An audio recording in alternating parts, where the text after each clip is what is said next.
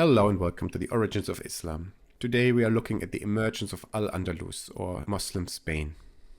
We've already heard the traditional story of a Muslim invasion in 711 AD and Hispania being an Islamic emirate by 718 AD, and we've already seen how this is not true. But before we can have a deeper dive into how Hispania became Muslim, we have to go back into Syria for a minute again. As you probably remember from my previous videos, Muayyad chose Damascus as his capital. Muayyad was the first ruler who could unite all the Arab local lords behind him, chose Damascus because it was an important Christian pilgrimage site of the time, and then later Al-Walid built the Umayyad mosque to hold the head of John the Baptist there.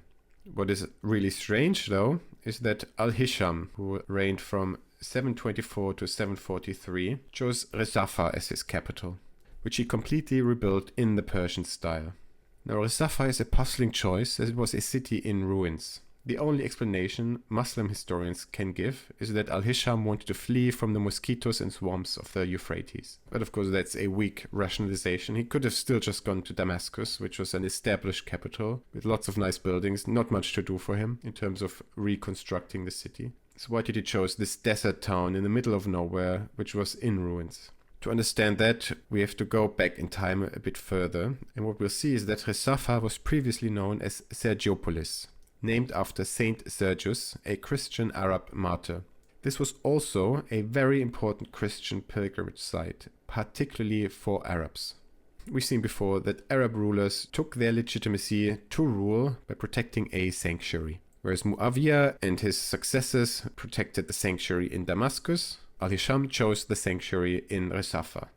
Since both those sanctuaries are Christian, it's clear to see that we are still looking at Christians at that time.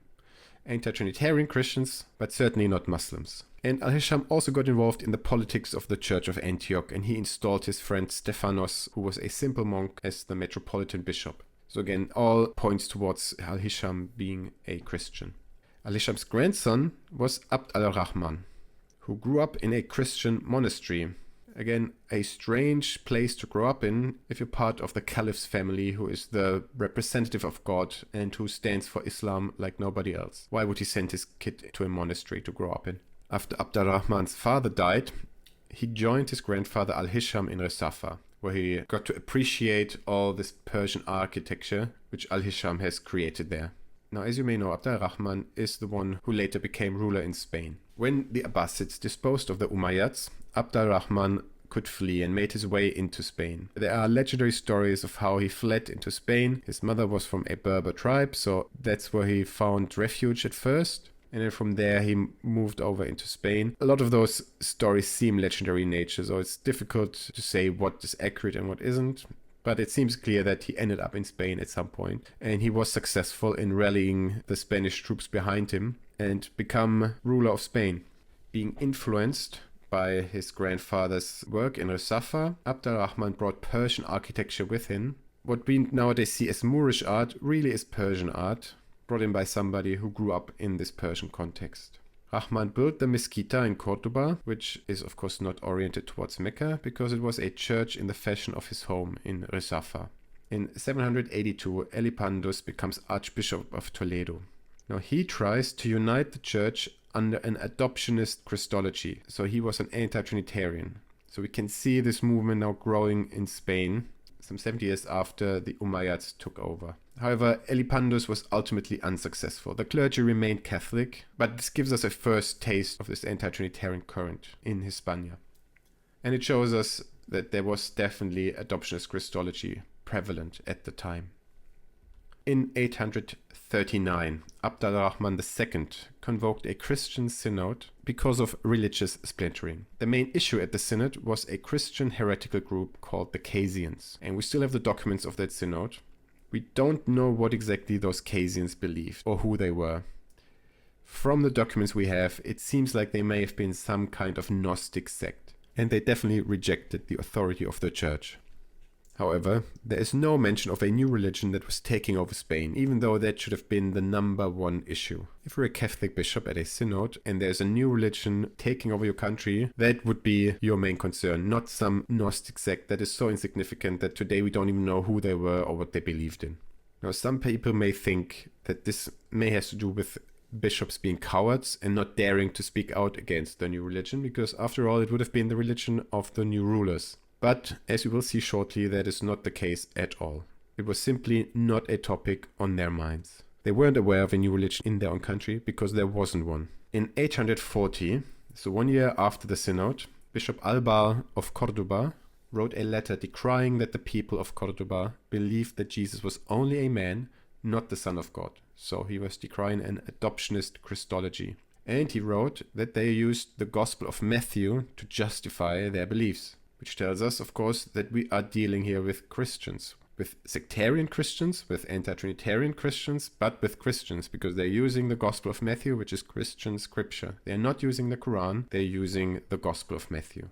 So while the Quran may have existed already in Spain, it certainly wasn't seen as scripture, but at most as a lectionary. So now we're moving 10 years further, and this is where we can see a tide change. And whereas in Syria and Persia, this evolutionary change from an anti-Trinitarian form of Christianity into Islam was very slow, in Spain it happened a lot quicker, at least the last bit. So it happened a bit later than in the East, but then all the more forceful. So around 850, we get the first attestation of a new religion. Bishop Eulogius brought a polemic against Muhammad with him from his travels to the Orient. And immediately Alvar and Eulogius position themselves against Islam. They write scathing condemnations against Muhammad, denouncing him as the Antichrist. So clearly, they were not afraid to speak out against the ruling class's religion. It's just that before 850, they weren't aware of it. But now that they've visited the East, where this change had already happened, they saw clearly that this was now a new religion called Islam, and they attacked it ferociously. That was also the time when the persecution of those Trinitarian Christians started under Abd al-Rahman II. Lots and lots of Christians were killed, among them also our bishops Alvar and Eulogius. The victims of this persecution are nowadays known as the Martyrs of Cordoba. Interestingly enough, it seems like there was no major outcry against these persecutions. So that tells us that on the ground, this anti-Trinitarian religion had already spread so much and I was ready to tip over into Islam, that a large number of the people in Hispania didn't see a problem with those persecutions. But of course, it's never always this black and white, and there was still a strong opposition against Islam until the 10th century. And then of course, under the Almoravid dynasty in the late 12th century, a strict Sunni Islam was prescribed for Spain, which then killed any resistance. Which then leads me to the next topic, and that is the way we romanticize Al-Andalus nowadays. And here I want to quote from a document by UNESCO, quote, "Throughout the period of Islamic rule, Al-Andalus was a remarkable example and outstanding model of tolerance. It emerged at the time of the conquest, when the Muslim conquerors undertook to preserve the freedoms of their subjects, protect their fortunes and their property, respect their churches, and ensure their defense. It demonstrates in the clearest possible way the generosity of the conqueror's conduct and policy towards the vanquished in the age of the governors, which resulted in a perfectly harmonious cohabitation and a model of peaceful coexistence between different races and religions." End quote. Now, anybody who knows the slightest bit of history or who understands the human condition in the smallest way will immediately see that this cannot possibly be true. It goes against all human experiences. But how do they justify such enormous claims?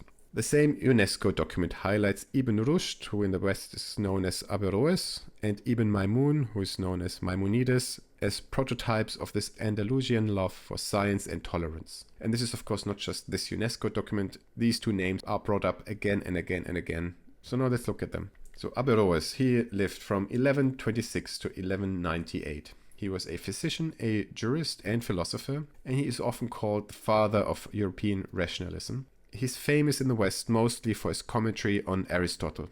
But in Spain he wasn't loved at all. He had to go into exile, his writings were banned, his legacy played no role in the Islamic world, let alone in Al-Andalus.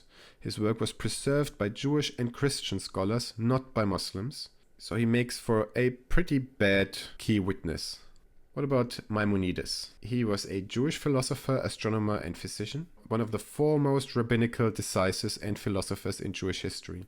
But he also had to go into exile. He had to pretend to convert to Islam in order to save his life and was then almost killed for apostasy in his Alexandrian exile. Now, in Egypt, he managed to actually have a career again, but in Spain there was no chance. Again, his works were burned and he was forgotten. The persecution of these philosophers was by no means the exception in Muslim Spain. It was the rule. While it is true that there was a brief golden era for a few decades under Caliph Yusuf ibn Tashfin at the end of the 11th century, which was the time of Averroes and Maimonides and some others, that was a historic outlier and did not leave any marks on Andalusian culture.